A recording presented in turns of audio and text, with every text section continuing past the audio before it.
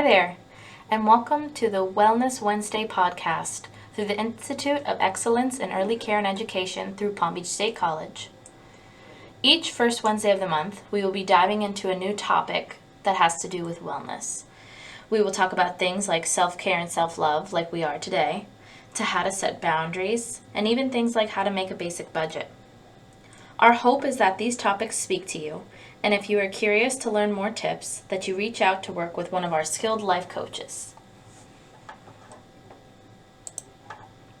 Today we're going to be talking about self-love, and I know that it's a really used term anymore. It's getting really popular, but it can be difficult to know exactly what it means. So the basic definition when you Google it or when you look it up would say it means that you accept yourself fully and you treat yourself with kindness and respect and you nurture your growth and well-being. At the end of the day, that really is the definition of what self-love means. And of course, it'll mean a different thing to each individual person, but this is kind of the basis of what we're looking for when we talk about self-love and self-care. So there's one thing to know a definition of it, but it's kind of like, why do we need to love ourselves? This is a really important point because we can sit and we can understand what it means, but what does it mean to me? Why do I need it?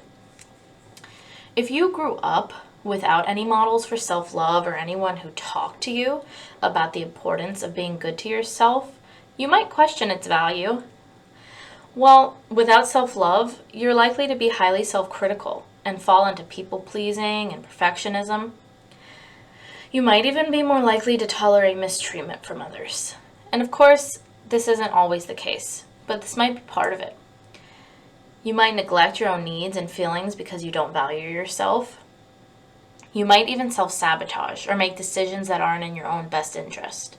And what does self-sabotage mean? It basically means that you are in situations that might be beneficial to you, but you go in and have certain actions or you do certain things or you say certain things so that the opportunity is gone and taken from you. Oftentimes we do this because we feel like we don't deserve it, which again goes back to self-love. Self-love is a foundation that allows us to be assertive. It allows us to set boundaries. And honestly, it creates healthy relationships with others. When we have boundaries with people and when we have self-love, then it's a lot easier to have that kind of healthy love with another person. It also helps us practice self-care, pursue our interests and goals, and feel proud of who we are. At the end of the day, we are only ourselves. We lay our head on our pillow at night, and we're the only person who can do that, and we want to be proud of who we are and what we're doing in our life. I found this great quote by Rita Gattori that says, "Life is too short to spend another day at war with yourself." And it's true.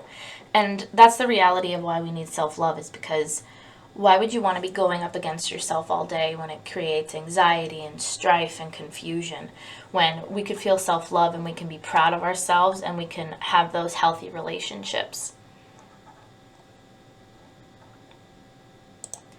Some really good self-love activities. You can find these online or you can work with a life coach, like I mentioned before, to kind of understand some activities you can do to learn self-love. But one really simple activity that you can do from time to time is just listing a few things you like about yourself.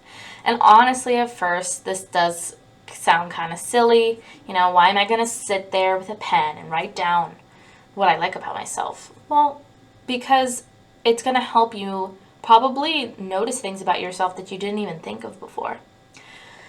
You know how easy it is to be critical of ourselves? We can do that pretty quickly, right? If I told you to mention 5 things about yourself that you want to work on, you could probably come up with 10.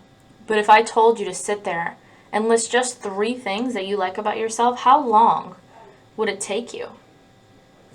It would probably take me a long time. It would take anybody a long time if they're not well versed in self-love or if they don't have that already in their system.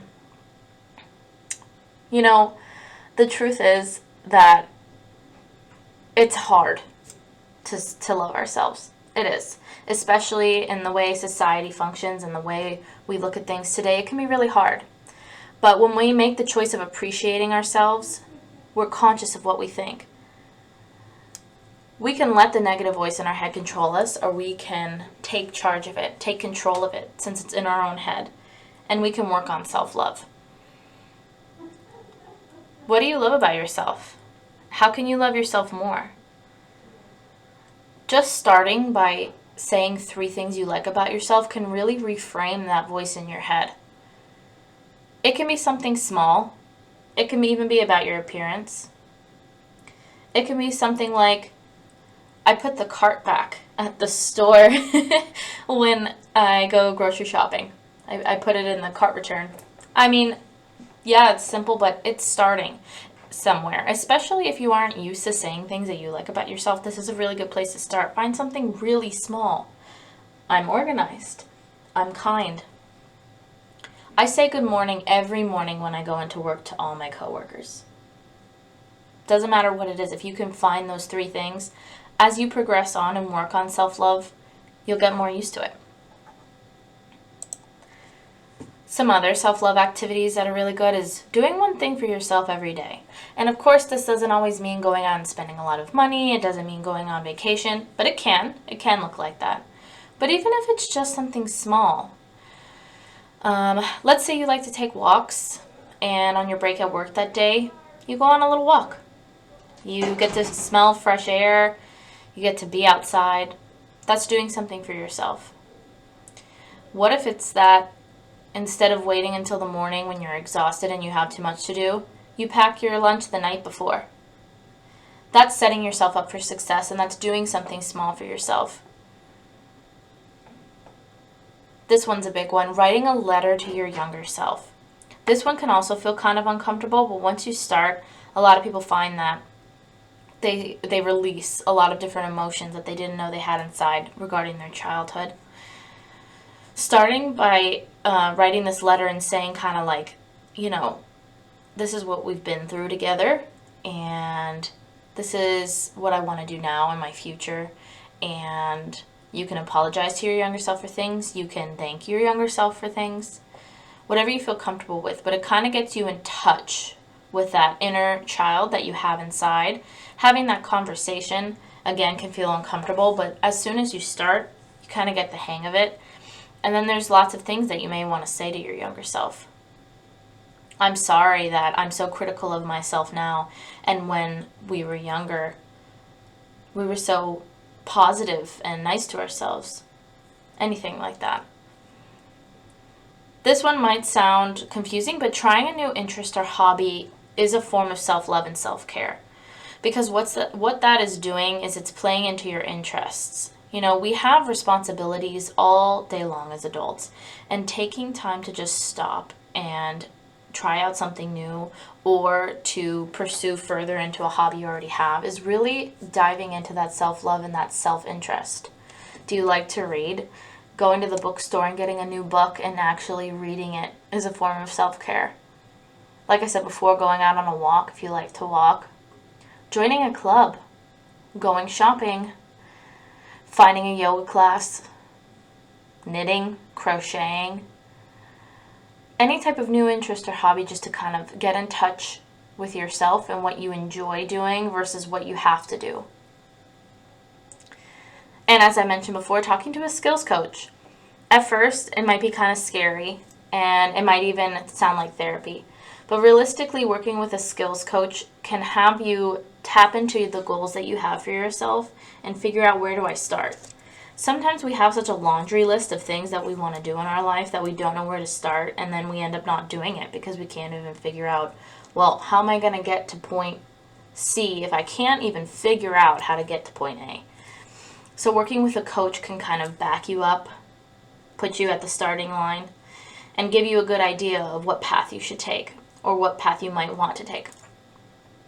It also helps with if you're confused about certain topics and you want to learn more. These things all play into self-love and self-care and are really beneficial at the end of the day. Thank you so much for tuning in. I hope that this small talk on self-love kind of gave you an idea of what it means and what it can mean to you. And if you're interested in learning more, working with a coach, there is information posted below and on the screen that you can call, text, send an email, And if it's a little nerve-wracking, when we're coaching, we start slow.